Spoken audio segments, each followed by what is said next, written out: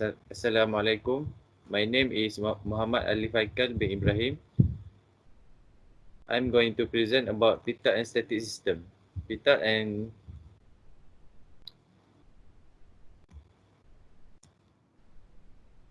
static system is a system of pressure-sensitive instrument that is often used in aviation to determine an aircraft airspeed, Mach number, altitude, and altitude range, or a system in which total pressure created by the forward motion of the aircraft and static pressure of the atmosphere surrounding it are sensed and measured in terms of speed, altitude, and rate of change of altitude.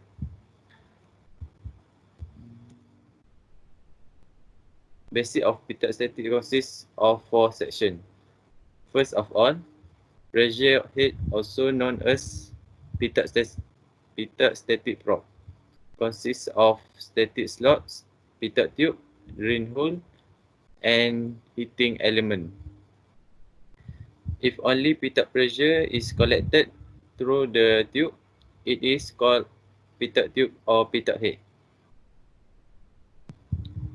It should be covered if the aircraft is parked to avoid foreign object entering the tube. Warning flag,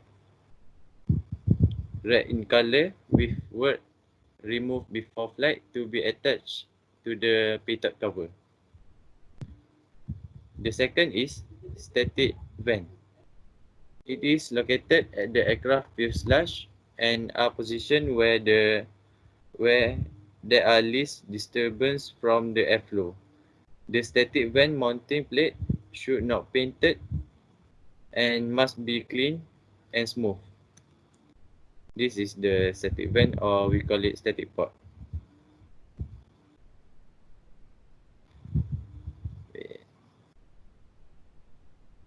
The third one is drain trap. Drain trap allow draining of water accumulate in the piping using spring-loaded action. Drain traps are located at the lowest point of the piping run or route.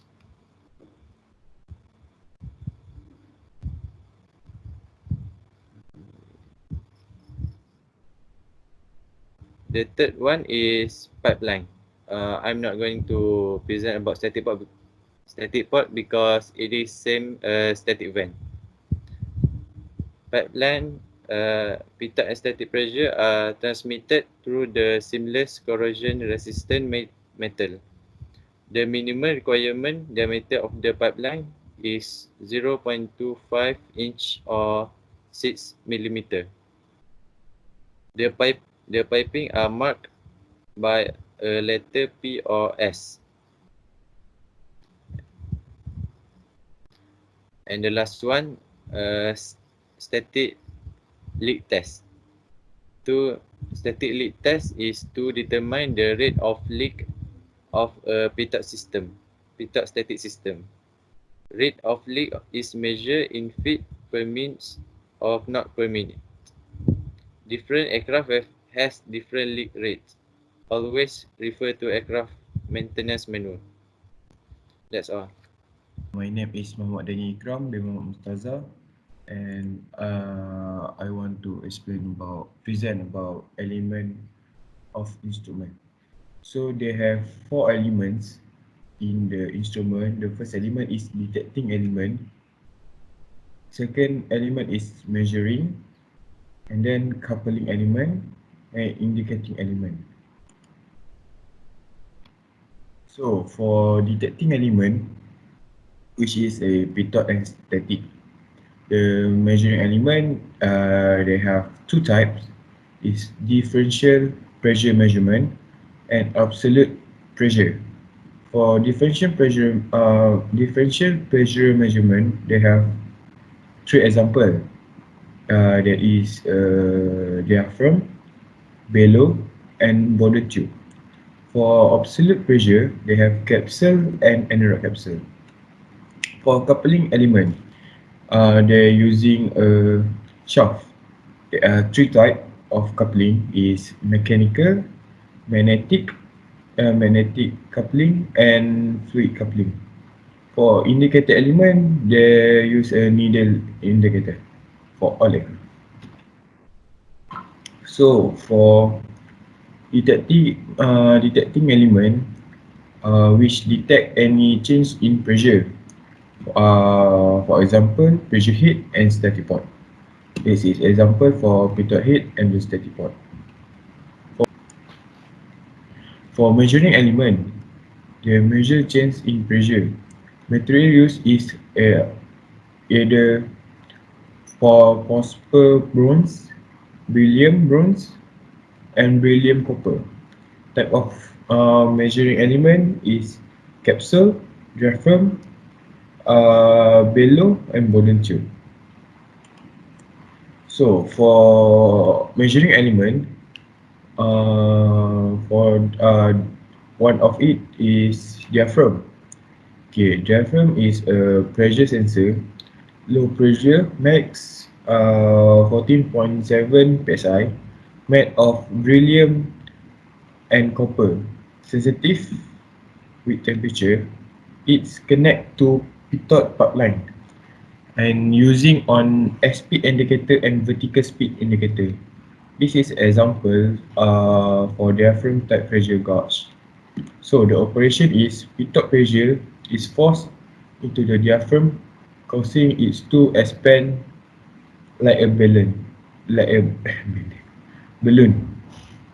This expansion and contraction of the diaphragm is mechanically linked to the pointer, causing its move around the dial thereby displaying the speed of aircraft as a function of the difference between the pitot and static pressure. When the aircraft ascending, the pressure in gauge increase, diaphragm will expand. So we continue with bellow. Bellow is a pressure sensor, medium pressure. The max 60 psi. Extension of the corrugate diaphragm principle. So made of beryllium and copper.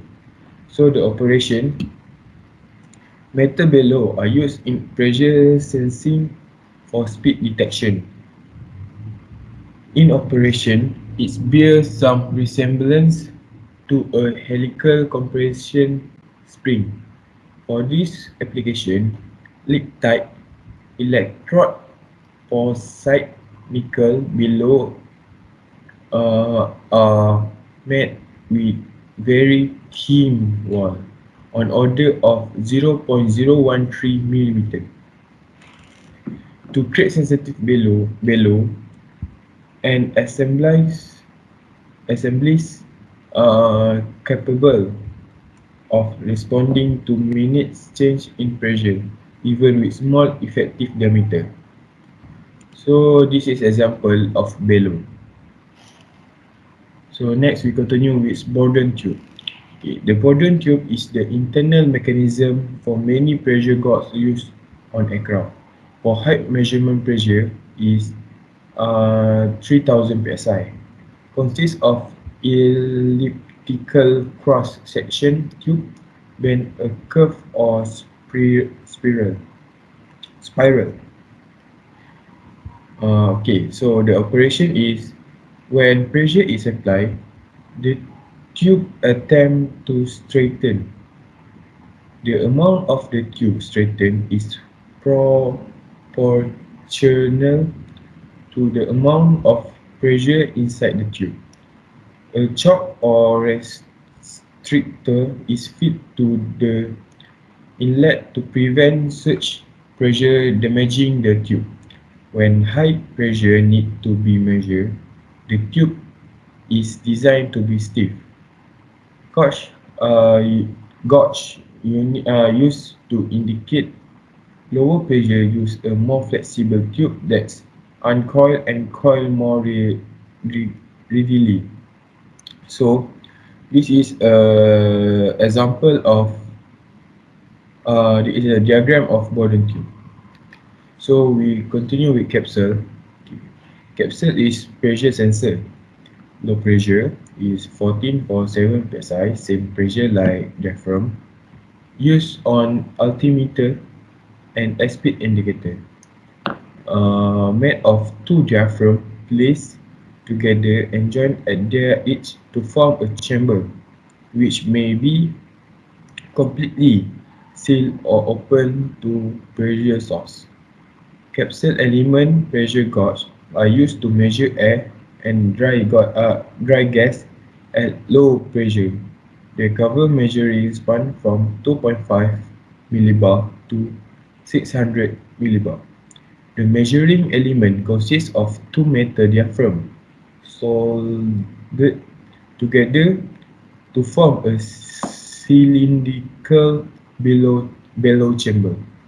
So the operation is this capsule element expands when the pressure inside the element is higher than the external pressure, and it contracts when the internal pressure is low.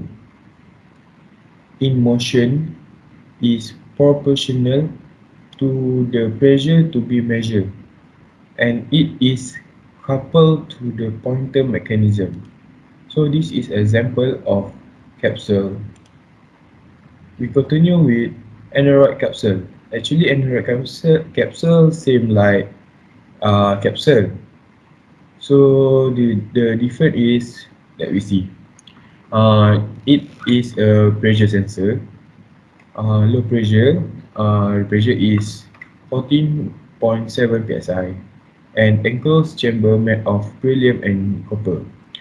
Inside the chamber is vacuum or zero pressure. It is used for measuring absolute pressure. The internal vacuum is constant and provide the reference pressure that the capsule used to measure altitude.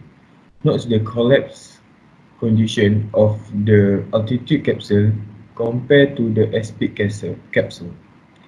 The aneroid capsule is used in measurement of the aircraft altitude and for the cabin pressure. Okay, so this is an example of aneroid capsule. It is an aneroid wafer. So the operation is a decrease in ambient pressure will make the capsule expand, and an increase in pressure makes the capsule contract. Inside an aneroid barometer is a small capsule. This capsule has had the air pumped out of it. When the air pressure rises, the side of capsule are compressed. The capsule is attached to lever which more a needle as the air pressure squeeze the capsule. So we continue with coupling element. With couple join the measuring element to the indicating element. Type of coupling element is mechanical coupling, fluid coupling, and magnetic coupling. So we continue with indicating element. Measure the value of the transmit quantity. Use a pointer or index rotary over a scale gradient. They calculate in feet, not gallon, RPM or again. This is a example of indicator, speed indicator, vertical speed indicator, and altimeter. That's all for me. Thank you. And I am from group Pitot Aesthetic, and today I'm going to show you. I'm going to explain about the aircraft speed indicator. It is the one of the flight instrument and it is measure the speed of aircraft. The flight instrument indicating the speed of aircraft in kilometer per hour or not. It measure the speed of aircraft by measuring the pressure differential between static pressure from the static port and total pressure from the tube, which is dynamic tube. So dynamic tube is equal dynamic pressure equal to Pitot pressure minus static pressure.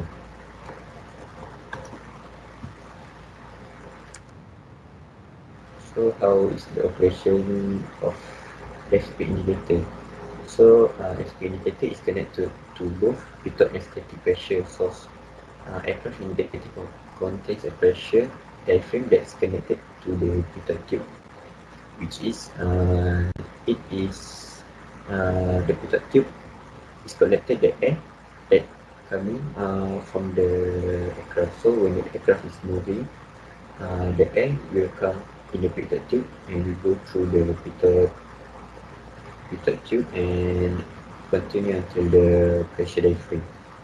So the air will collected until the airframe.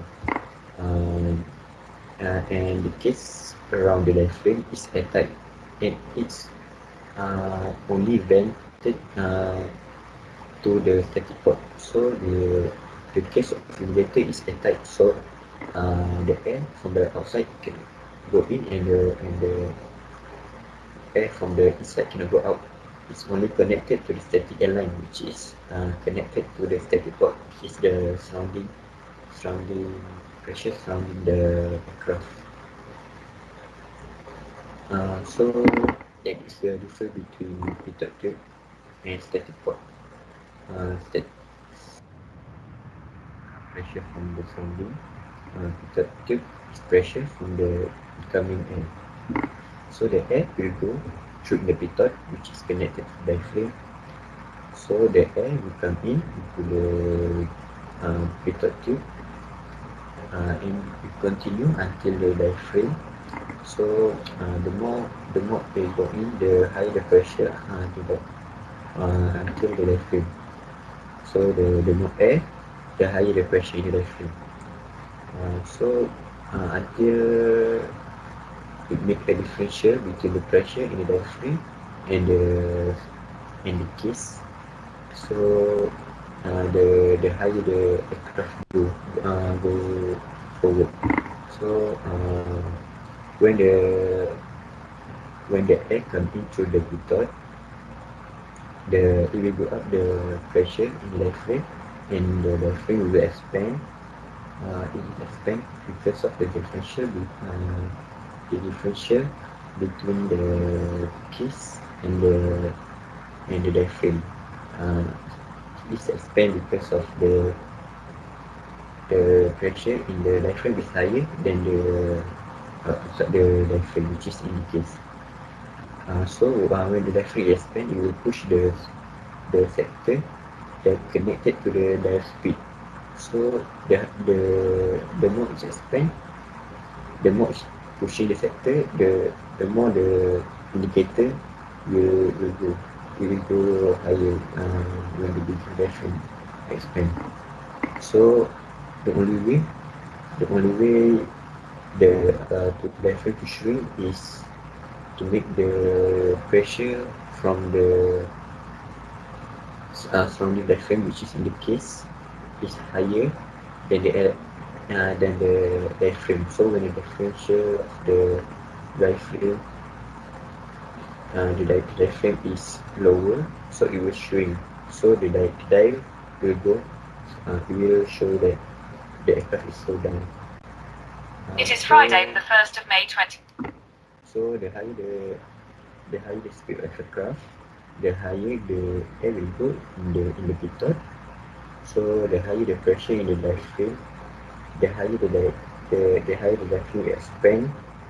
So the higher the speed indicate. So I think that's it. Thank you. Assalamualaikum. Hi, my name is Muhammad Ajad bin Mariza, and I'm going to explain a bit about altimeter. Okay, what is the purpose of altimeter?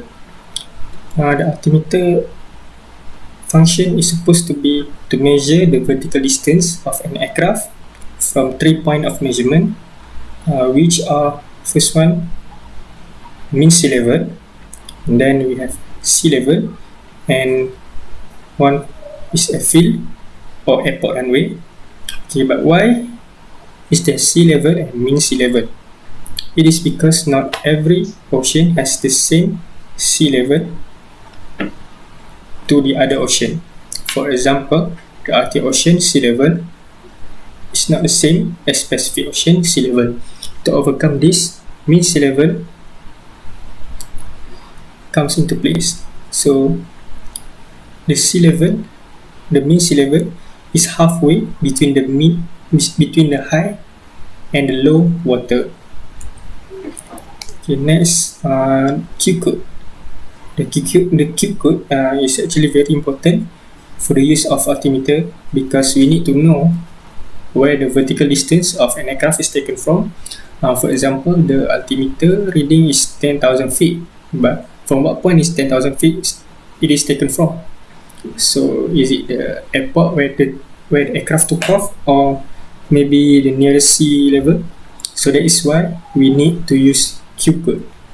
We are going to use three Q code. The first one is QFE. The altimeter is set to 0 from airfield or airport runway. And then the second one is QNE. The altimeter is set 0 from sea level. The last one is QNH, where the altimeter is set to 0 from mean sea level, which has the pressure of 1013.25 hectopascal or 14.7 psi or 29.92 inch mercury or 1 atmospheric pressure. Okay, and then back to altimeter. There are a few types of altimeter. We have barometric altimeter, radar or radio altimeter, cabin altimeter, and sensitive altimeter. But I'm only going to explain about barometric altimeter because we are under Pitot and static topic. Okay, so how does this barometric altimeter works? So an altimeter measures air pressure which decreases with increasing altitude, and from the pressure calculates and displays the corresponding altitude. Okay, this altimeter uses the static port which is located on the side of an aircraft flush against the fuselage. So the static port will take the static air pressure, which is also known as ambient pressure. Okay, and then we need to know that altimeter in the cockpit, we can see the needle pointing the numbers which are the altitude. Behind that, there's like a cage that contains a seal capsule called aneroid capsule. Okay, inside the aneroid capsule, it contains mean sea level, pressure, and temperature. To calculate the altitude depends on the ambient pressure inside the cage. So how does the barometric altimeter operates in the aircraft? Okay, when the aircraft ascend, the ambient pressure will decrease inside the indicator cage. The ambient pressure, which is taken from the static port, which I had explained before. And at some point, the pressure inside the aneroid capsule is higher than the pressure outside the aneroid, which is inside the cage. This will cause the aneroid capsule to expand as the aircraft ascends. So the change is then transferred to the indicator needle by a shaft, which is then we can see it as altimeter in the cockpit of an aircraft. Okay, but when the aircraft descend, the pressure inside the cage will slowly become higher, and therefore the aneroid capsule will shrink back to its original size or shape because the pressure inside it is slowly becoming lower. Okay, it's actually when the aircraft descend, it just the opposite happens when the aircraft ascend. Okay, and that is how the altimeter works in an aircraft. Okay, thank you. Peace. My name is Muhammad Amir Fifi bin Majidin. I will explain to you about the VSI, Vertical Speed Indicator. Vertical Speed Indicator, also known as rate of climb, that is the definition. The function or the operation of the vertical speed indicator is to tell the pilot whether the airplane is climbing, descending, or level during the flight. The vertical speed indicator gives rate information in feet per minute. for the climb or descent. For example, the desired climb or descent may be accomplished at 500 feet per minute, which the vertical speed indicator report. The vertical speed indicator will give the pilot a good indication of the airplane status. These are the two types of vertical speed indicator in our airplane. The vertical speed indicator uses the aircraft Pitot static system to determine the vertical speed and depict the result on a conventional needle and circular scale instrument or on a ribbon at the side of an EADI, that is Electronic Flight Instrument System. Two typical vertical speed indication are depicted below. The first is conventional indication, while on the second instrument, the vertical speed is indicated on the scale at the extreme right of the instrument.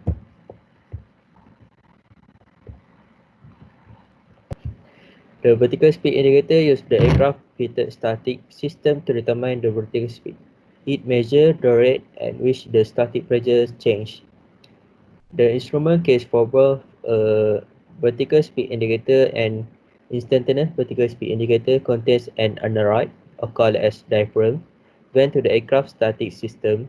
A calibrated orifice in the seal instrument case causes the pressure inside the case to change more slowly than the pressure inside the aneroid.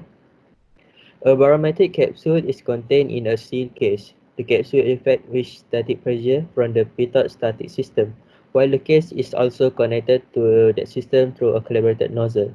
The nozzle restricts the passage of air so that there is a time delay between a change in static pressure and the pressure being experienced within the case. When the aircraft climbs, the static pressure becomes decreased, which allows the pressure inside the case to compress the aneroid and move the pointer upwards to show a climb. Conversely, when the aircraft descends, the static pressure becomes increased, allowing the aneroid to expand and move the needle downward to show a descent.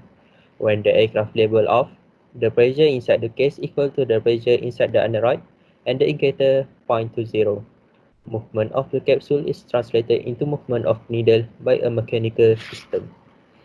Next, we will go to the error and limitation. There is two error and limitation in the vertical speed indicator. There is turbulence and static port blockage. The first one is turbulence. The vertical speed indicator is inaccurate during turbulence and when maneuvering abruptly. The lag involved with the calibrated link is about 6 to 8 seconds, rendering the vertical speed indicator almost useless when turbulence is encountered.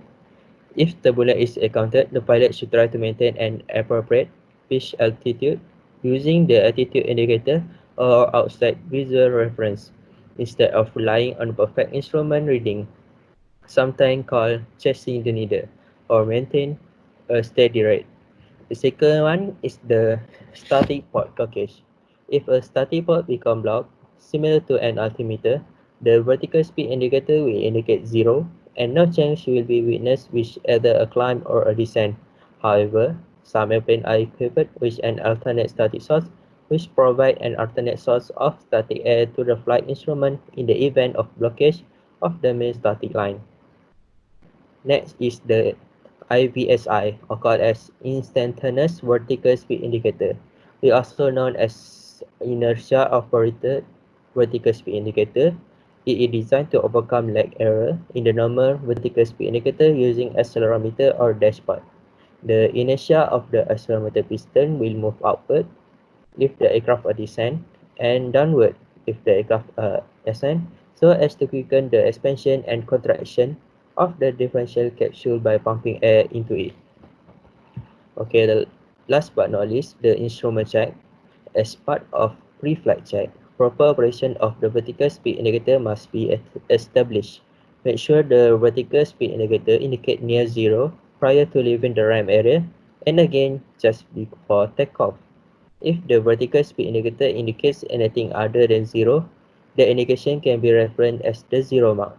Normally, if the needle is not exactly zero, it only slightly above or below the zero line. After takeoff, the vertical speed indicator should trend upward to indicate a positive rate of climb, and then, once a stabilized climb is established, a rate of climb can be referenced. Thank you.